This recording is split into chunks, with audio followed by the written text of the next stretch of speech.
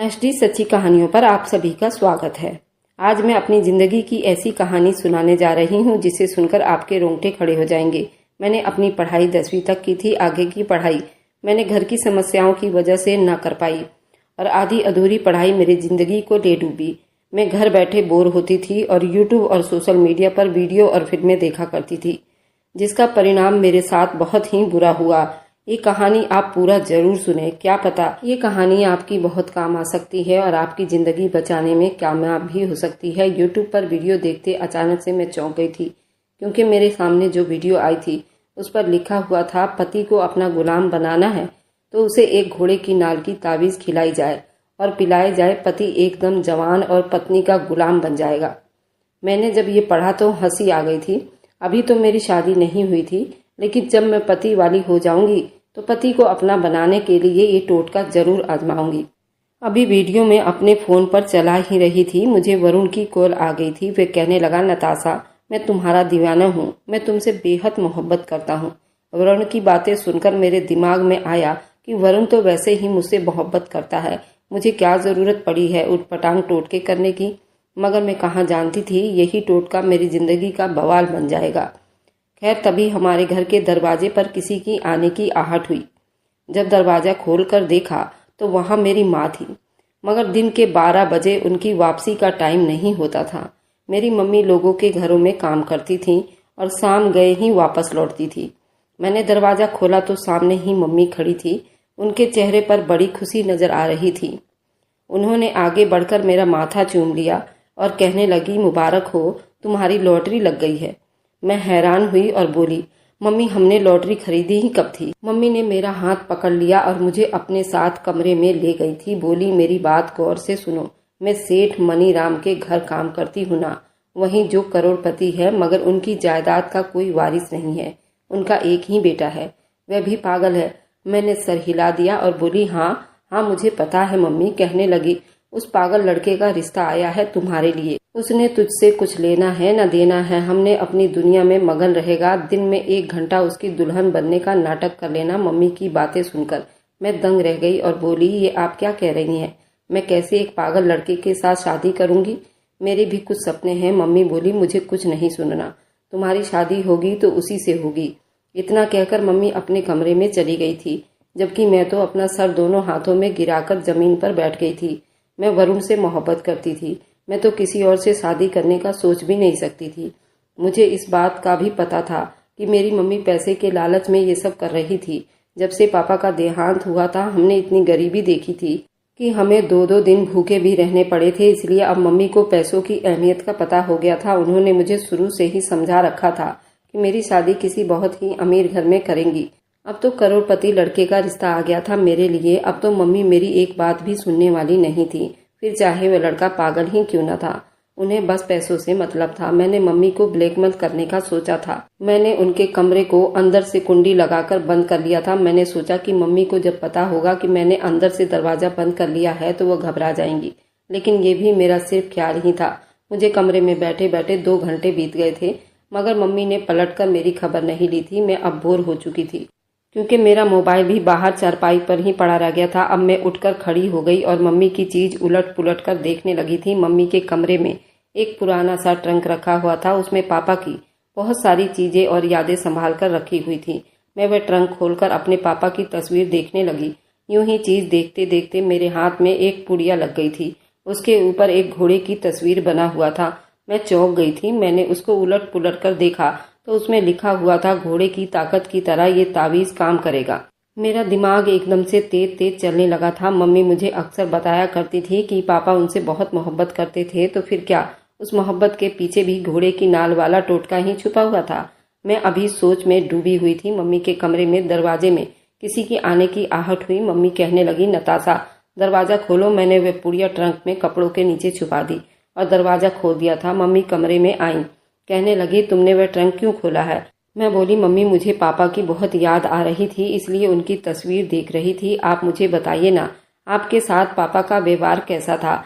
अब मैं अपने असल मकसद पर आई थी। मैं देखना चाहती थी क्या घोड़े की नाल वाला तावीज का टोटका सच्चा है या नहीं। मम्मी की आंखों में नमी आ गई थी। वे कहने लगी, बेटा तुम्हारा बाप बहुत ही अच्छा आदमी था, वह मुझ पर जान छिड़कता था। वह मुझसे इस तरह मोहब्बत करता था, मैं शब्दों में नहीं बता सकती। उसने मेरी हर जरूरत को पूरी की। मुझे सर आंखों पर बिठाकर रखा। राजेश तो मेरी आंखों से ही दुनिया देखता था।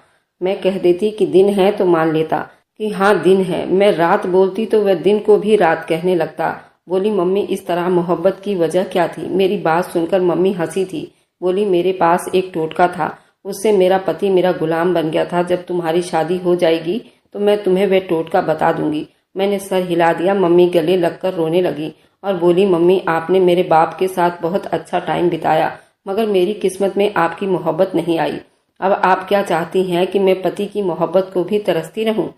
हे भगवान, मेरे साथ इस तरह जुल्म मत करो। मुझे जिंदगी में कोई सच्ची खुशी तो महसूस करने दीजिए। मम्मी बोली, नताशा पैसे से बड़ी खुशी कोई नहीं है। मैं बोली, मैं पैसे के बगैर रह लूंगी। मम्मी मेरे सारे दलीलों को रोक रही थी। तब मैंने अपना पैतरा बदला था। मैं बोली, मम्मी मुझे पागल आदमी से शादी करने से बहुत डर लगता है। मुझे ऐसा महसूस होता है कि अगर मेरी शादी हो जाएगी तो वो मुझे मार देगा। फिर मैंने पैसों का क्या करना है? मम्मी मेरी बात सुनकर चुप हो गई थी। ऐसा लग रहा था जैसे मैंने उन्हें अपनी बातों से घायल कर चुकी हूँ। मैं अपने कमरे में आ गई और वरुण को फोन मिलाया और कहा कि मम्मी मेरी शादी कर देना चाहती हैं, तुम मेरा रिश्ता जल्दी से लेकर आओ। कहने लगा कि अभी मैं तुमसे शादी कैसे करूं? तुम भी तो समझा करो, अभी मेरी 100 मजबूरियां हैं। तुम अपनी मम्मी को समझाओ बुझाओ। वरुण की बातें सुनकर मुझे गुस्सा आ गया था। मैंने फोन काट दिया। मेरे दिमाग में यही बात आ रही थी, वरुण मुझसे इतना मोहब्बत करे कि मुझे खोने से डरे। उसको मुझसे प्यार हो, लेकिन अभी तो अगर मेरी शादी किसी और से हो गई तो भी उसे इस बात से कोई फर्क नहीं पड़ेगा। मैं वरुण को अपने प्यार में पागल कर देना चाहती थी। अब मेरी सोच बार बार घोड़े की ताबीज पर ही जा रही थी। मैंने सोचा, अगर किसी तरह मैं उस घोड़े की ताबीज वरुण को खिलाने में कामयाब हो गई तो मेरे खातिर मर मिटने को तैयार भी हो जाएगा। ये दवा सच में असर करती है, उसका सबूत तो मुझे आज मम्मी की बातों से मिल ही गया था। उन्होंने मुझे बता दिया था कि वे कोई टोटका करती थी जिससे पापा उनके लिए दीवाने रहते थे। उन्हें वे टोटका तो मुझे नहीं बताया था, मगर मुझे तो पता था कि वे घोड़े की ताबीज की ही बात कर रही थी। अगले दिन मम्मी काम पर जाने लगी तो बोली, नताशा मैं तुम्हारी जिद के आगे हार गई हूँ। आज मैं सेठ मनीराम को शादी के लिए मना कर दूंगी। तुमने अमीर होने का बहुत आसान मौका हाथ से गवा दिया। इतना कहकर मम्मी बाहर चली गई थी।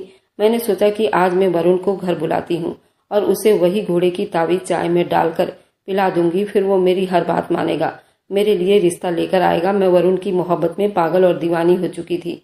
वह जैसा कहता वैसा ही करती थी। मैं चाहती थी कि दिन से रात ना हो और वरुण की हो जाऊं, मगर वह शादी से कतरा रहा था। खैर मैंने जल्दी से अपना मोबाइल उठाया और वरुण को कॉल करके घर आने को कह दिया था। मेरी बात सुनकर वो बहुत खुश हो गया था। वह कहने लगा, इस दिन का तो मैं बड़ी बेसब्री से इंतजार सदियों से कर रहा था। तो मैं पहले भी 100 बार कह चुका हूँ कि फोन पर बात करके मेरे दिल को तसल्ली नहीं मिलती। मैं तुम्हारे सामने बैठकर अपनी मोहब्बत का इजहार करना चाहता हूँ। उसकी बातें सुनकर तो मैं फूले नहीं समा रही थी। फोन बंद करके मैं जल्दी से उठी और मम्मी के कमरे में चली गई थी। मैंने मम्मी के ट्रंक को दोबारा खोला था और घोड़े की ताबीज निकाल ली थी। मेरे हाथ कांप रहे थे। कुछ समझ नहीं आ रहा था कि मुझे ये सब करना भी चाहिए या नहीं, लेकिन फिर मैंने सोचा कि मैं अपनी मोहब्बत को हासिल करने के लिए हर हद तक जाऊंगी। थोड़ी देर में दरवाजे पर किसी की आने की आहट हुई। मैंने जल्दी से दरवाजा खोल दिया। सामने वरुण खड़ा था। उसके चेहरे पर खुशी नजर आ रही थी। मैंने जल्दी से सड़क पर इधर उधर नजर दौड़ाया और कोई वरुण को मेरे घर में दाखिल होते हुए देख ना ले। फिर मैंने सड़क को खाली देखकर वरुण का हाथ पकड़कर उसे घर में खींच लिया था। वह खुश हो रहा था। कहने लगा, शादी के बाद जब मैं घर आया करूंगा तो तुम मेरा ख्याल कैसे रखा करोगी? मैं बोली, वरुण मुझे तो लगता है हमारी शादी होगी ही नहीं। मम्मी मेरे लिए रिश्ता देखती फिर रही हैं और तुम मेरे लिए रिश्ता लाओ ताकि हम दोनों की शादी हो जाए। मगर वरुण ने मेरे मुंह पर हाथ रखा और बोला, आज के दिन मैं तुम्हारे मुंह से कोई उल्टी सीधी बात नहीं सुनूं। आज मैं बस अपनी मोहब्बत का इजहार करूंगा। मैं बोली, ठीक है, तुम तसल्ली से मुझे अपनी बातें बताना, मगर मैं पहले तुम्हारे लिए चाय बनाकर लाती हूँ। तो वरुण कहने लगा, नहीं, मुझे कोई चाय नहीं पीनी। तुम किसी तरह की तकलीफ में मत डालो। वरुण की बात सुनकर मैं परेशान हो गई थी। मैंने उसे जिस मकसद के लिए बुलाया था वह अभी तक पूरा नहीं हो पाया था। तभी दोबारा घर के दरवाजे पर किसी की आने की आहट हुई थी। अब तो मेरी जान पर बनाई थी। मैं बहुत डर गई थी कि इस टाइम घर में कौन आ गया। अगर कोई वरुण को मेरे घर में देख लेता तो बहुत बदनामी हो जाती। मैं तो डर से कांपने लगी थी। तब वरुण ने मुझे सहारा दिया और बोला, मैं कमरे में जाकर छुप जाता हूँ, तुम जाकर दरवाजा खोल दो। किसी को भी मेरी मौजूदगी का एहसास नहीं होगा। मैं घबरा रही थी मगर फिर वरुण की बात मान ली।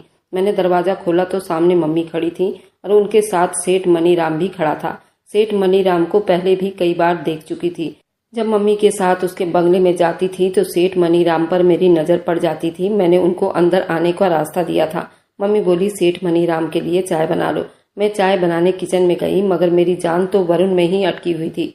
कहीं मम्मी को पता ना हो जाए कि वरुण यहाँ मौजूद है। मम्मी मेरे पीछे ही किचन में आ गई थी। वे कहने लगी, चाय ना बनाओ, सेठ वापस जा रहे हैं, मैं उसे दरवाजे तक छोड़कर आती हूँ। मम्मी किचन से बाहर निकली तो मैं घोड़े वाली ताबीज छुपा कर रखती थी।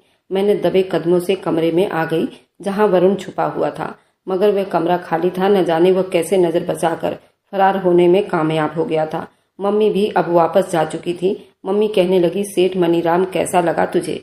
मैं बोली, जैसे अमीर लोग होते हैं वैसा ही है, घमंडी सा। मम्मी बोली, उसने तुझे एक ही नजर में पसंद कर लिया और वह तुझसे शादी करना चाहता है। मम्मी की बात सुनकर मेरे दिमाग की बत्तियां बुझकर रह गया था। मैं बोली, आपको क्या हो गया है? कभी आप सेठ के पागल बेटे का रिश्ता लेकर आती हैं तो कभी सेठ मनीराम बुढ़े की। आपको मेरी उम्र याद है ना? मैं अभी 20 साल की हूँ, उसके साथ जचूंगी नहीं। मम्मी कहने लगी, पागल मत बनो, अब ये रिश्ता मत गवा देना हाथ से। तुम्हें क्या लगता है वह उम्र भर तुम्हारे सर पर सवार रहेगा? 60 साल के बाद तो वैसे भी किसी की उम्र का कोई भरोसा नहीं होता। आज है कल नहीं होगा, क्या पता शादी के रात ही मर जाए और उसकी सारी जायदाद तुम्हारी हो जाएगी।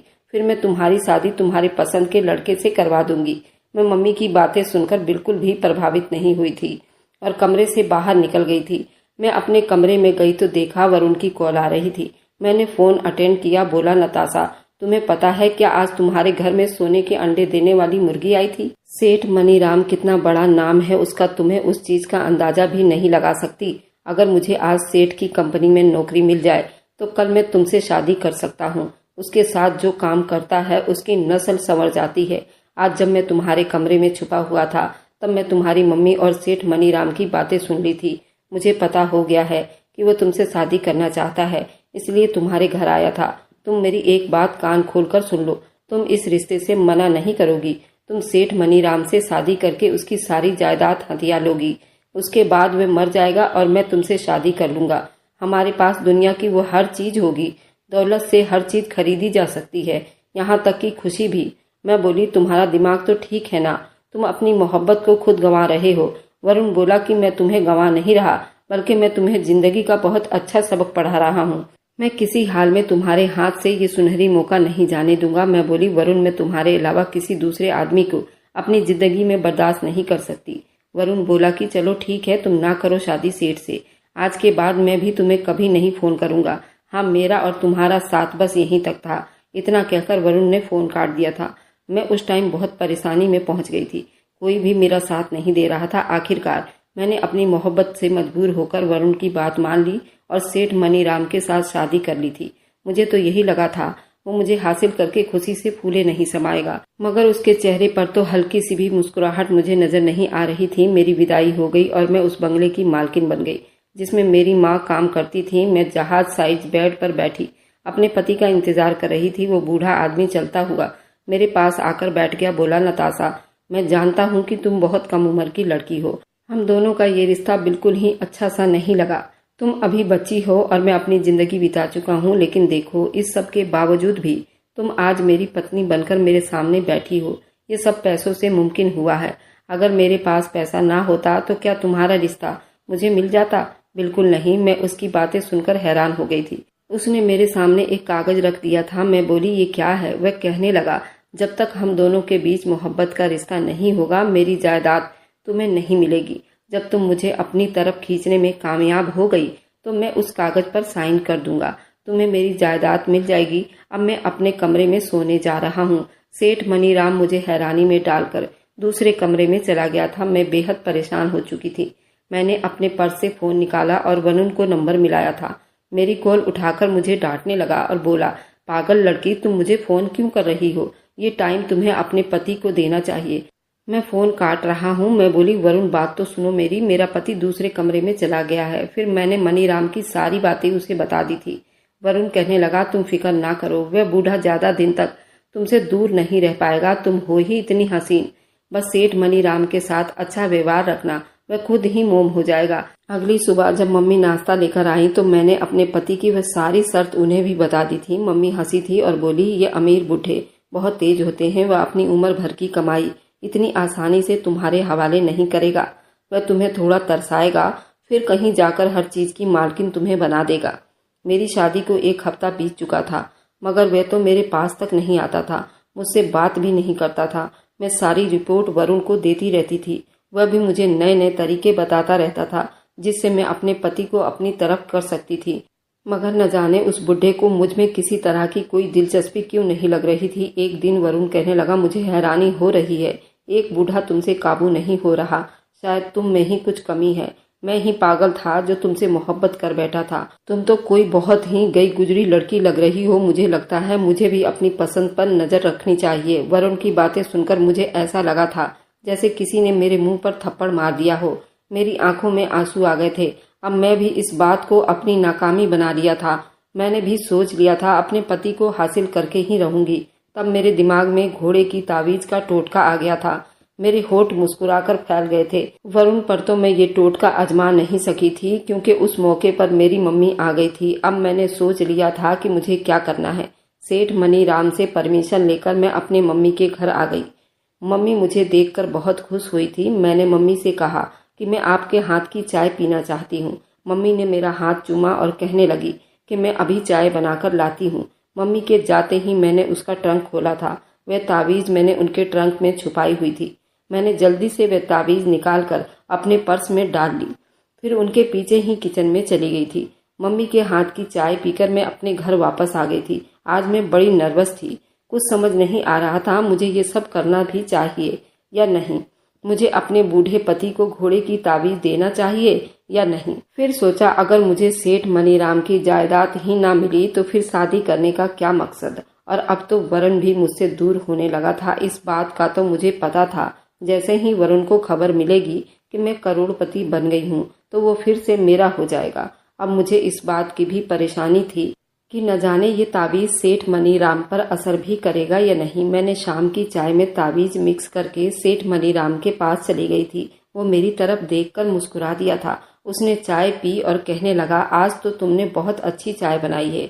आज तुम बन ठन कर रहना, मैं तुम्हारे कमरे में आऊंगा। ये बात सुनकर मैं मुस्कुराकर अपने कमरे में आ गई। ये दवा सेठ मनीराम पर असर कर चुकी थी। अब मुझे पता हो गया था वो मेरे इशारों पर नाचने वाला है। मैं खुश भी थी मगर दिल उदास था कि मैं अपनी जिंदगी को इस दिशा में नहीं सोचा था। तो ये तावीज वरुण की मोहब्बत हासिल करने के लिए आजमाना चाहती थी, मगर अब मुझे सेठ मनीराम की ध्यान हासिल करने के लिए ये सब कुछ करना पड़ा था। रात 8 बज चुके थे। मनीराम मेरे कमरे में दाखिल हुआ था। उसके चेहरे पर बड़ी परेशानी थी। वह कहने लगा, आज हमारी शादी को 1 महीना हो गया है। मैंने तुम्हें बहुत आजमा लिया, तुम मुझे छोड़कर नहीं भागी। तुमने मेरी बेरुखी को भी बर्दाश्त किया। अब मुझे इस बात का पता हो गया है कि मेरी जायदाद की असली हकदार तुम ही हो। मैं सब कुछ तुम्हारे नाम कर दूंगा, मगर तुम मेरे साथ वादा करो, मेरे मरने के बाद भी तुम मेरे बेटे को छोड़कर नहीं जाओगी। तुम उसका ख्याल रखोगी। मेरा बेटा इस दुनिया की चालाकियों से परे है। मुझे डर लगता है लोग उसके साथ बुरा व्यवहार करेंगे। मैं बड़े गौर से मनीराम का चेहरा देख रही थी। जैसे जैसे टाइम बीतता जा रहा था उसके चेहरे की रंगत बदलती जा रही थी। वो मेरे करीब होकर बैठ गया, मेरा हाथ थाम लिया। मेरे दिमाग में यही ख्याल आया था कि घोड़े की तावीज ने अपना असर दिखा दिया है। सेठ ने मेरा हाथ पकड़कर अपने सीने पर रख दिया था।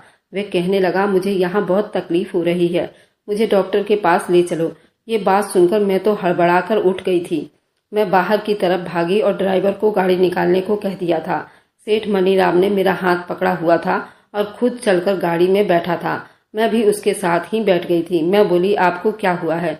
वह कहने लगा, जब से चाय पी है मेरी तबीयत बिगड़ती जा रही है। ये बात सुनकर तो मैं दंग रह गई थी। न जाने उसे क्या हो गया था। अस्पताल गया तो डॉक्टर ने सेठ मनीराम को आईसीयू में शिफ्ट कर दिया था। चेकअप के बाद जो डॉक्टर ने सेठ मनीराम की तबीयत बिगड़ने की शर्मनाक वजह बताई थी, उसे सुनकर मैं शर्म से पानी पानी हो गई थी। मैंने जल्दी से टैक्सी ली और मम्मी के घर पहुंच गई थी। मैंने धीरे से दरवाजा खोला तो सामने मुझे एक अजीब सा मंजर नजर आया था। मेरी मम्मी एक आदमी का हाथ थामे बैठी धूप सेक रही थी। मम्मी ने उस आदमी के कंधे पर हाथ रखा और कहने लगी, मुझे अपने पति से बड़ी मोहब्बत थी। मैंने उसे पसंद की शादी की थी। मेरी जो सास थी वह हरदम मेरे पति को मेरे खिलाफ भटकाती रहती थी, मगर फिर भी वह कभी अपनी माँ की बातों में नहीं आया था। वह मुझसे इतनी मोहब्बत करता था कि मेरी हर बात पर आंखें बंद करके यकीन कर लिया करता था। तुम भी तो राजेश के दोस्त ही थे ना, तुम्हें तो याद होगा ना हम दोनों में कितनी मोहब्बत थी। मुझे ऐसा लगता था मेरी जिंदगी में आने वाला पहला और आखिरी आदमी वही होगा, मगर फिर मेरी जिंदगी में तुम आ गए राजेश। राजेश, तुम बहुत बुरे दोस्त साबित हुए थे। तुमने अपने ही दोस्त की पत्नी पर नजर रखी, तुमने अपने दोस्त की पत्नी को ही अपनी मोहब्बत के जाल में फंसाने की कोशिश की। वह आदमी बोला मैं क्या करता, मैं तुम्हारे इश्क में गिरफ्तार जो हो गया था। मम्मी कहने लगी तुम्हारा प्यार मुझे भी अपनी लपेट में ले चुका था। मैंने अपने पति से साफ साफ कह दिया था कि मुझे डिवोर्स दे दो, मैं किसी और से शादी करना चाहती हूँ। मेरी बात सुनकर वह बहुत रोया था, मेरे कदमों में गिरकर बोला मेरी जान ले लो मगर मुझे डिवोर्स मत लो। देखो मैंने क्या किया, मैंने सच में अपने पति की जान ले ली। मैं घोड़े की नाल की ताबीज ले आई थी, उसमें जहर की पुड़िया मिक्स करके अपने पति को खाने में देकर उसे मार दिया था और तुमसे शादी कर ली। मगर मुझे आज भी उस बात का अफसोस है, मैंने अपनी पति की जान क्यों ली। मैंने जिस तावीज से अपने पति की जान ली वे आज भी मेरे ट्रंक में पड़ी हुई है। मम्मी की बातें सुनकर मैं थर थर कांपने लगी थी, मैं तो जमीन में ही गड़ती चली गई थी। तब मम्मी की नज़र मुझ पर पड़ी, वे घबरा गई थी, कहने लगी तुमने मेरी बातें सुन ली। मैं बोली मम्मी आप मेरे बाप की कातिल थी, मुझे इस बात का अब पता चला है। और ये आदमी कौन है? मम्मी की आंखों में आंसू आ गए थे, वे कहने लगी मेरा दूसरा पति है। और फिर तुम्हें मेरी शादी का पता कैसे होना था? मैं तो सुबह सवेरे घर से निकल जाती थी, एक घर का काम करने के बाद मैं रवि के घर निकल जाती थी, रात गए घर वापस आ जाती। यूं मेरी दूसरी शादीशुदा जिंदगी भी कामयाबी से बीत रही थी और तुम्हारे साथ भी मैं खुश थी। मैं बोली मम्मी मैंने अपने पति को भी वही ताबीज दे दिया है जिससे आपने मेरे पापा की जान ली थी। मम्मी ने अपना सर पीटा था और कहने लगी मगर ये सब कैसे हुआ? मैं बोली मैं अपने पति की सर से परेशान थी, इसलिए मैंने सोचा कि अपने पति को अपना बनाने के लिए घोड़े की ताबीज दे देती हूँ। अब वे अस्पताल में एडमिट है। मम्मी मुझे अपने साथ लेकर अस्पताल पहुंची, वहाँ पहले से ही पुलिस मौजूद थी। सेठ मनीराम का देहांत हो चुका था, मगर मरने से पहले वे डॉक्टर को बता गया था मेरे हाथ की चाय पीने से उसकी सेहत बिगड़ी थी। पुलिस ने मुझे कत्ल के केस में गिरफ्तार कर लिया था। सोशल मीडिया पर देखी गई ये वीडियो ने मेरी जिंदगी तबाह करके रख दी थी। काश मैं घोड़े की ताबीज का ये बवाल कभी न सुना होता। खैर मम्मी ने मुझे जेल से छुड़ाने की बहुत कोशिश की, मगर इतने अमीर आदमी की जान लेने का इल्जाम था मुझ पर, तो मुझे सजाए मौत हो गई। मम्मी ने भी खुद को पुलिस के हवाले कर दिया था और पापा के कत्ल का जुर्म स्वीकार कर लिया था। सेठ मनीराम अपनी सारी जायदाद अपने बेटे के नाम पर ही छोड़ गया था। उसके बेटे की अब किसी एनजीओ के अंदर उसकी परवरिश हो रही है, जबकि मैं और मम्मी अपनी फांसी के दिन का इंतजार कर रहे हैं। कर बुरा तो हो बुरा, कर भला तो हो भला, ये कहावत हम दोनों माँ बेटी पर एकदम सूट करता है। मेरी ये कहानी सुनाने का यही मकसद था। आगे ऐसी फेक वीडियो से बचे, हमारी तरह गलती करने से बचे। जो गलती मैंने की आप लोग उसे कभी ना दोहराएं और मैं आशा करती हूँ मेरी ये कहानी आप लोगों तक जरूर पहुँची होगी। मैं आप लोगों के लिए भगवान से प्रार्थना करती हूँ आप लोग सतर्क रहें, स्वस्थ रहें। अगर आपको आज की कहानी पसंद आई है तो वीडियो को जरूर लाइक कीजिएगा और अपने दोस्तों के साथ शेयर भी कीजिएगा। और हाँ, अगर आपने अभी तक हमारे चैनल को सब्सक्राइब नहीं किया है तो जरूर सब्सक्राइब कर लीजिए। मिलते हैं हम अपनी कल की एक नई दिलचस्प कहानी के साथ। मुझ पर सदा अपना प्यार और स्नेह बनाए रखें।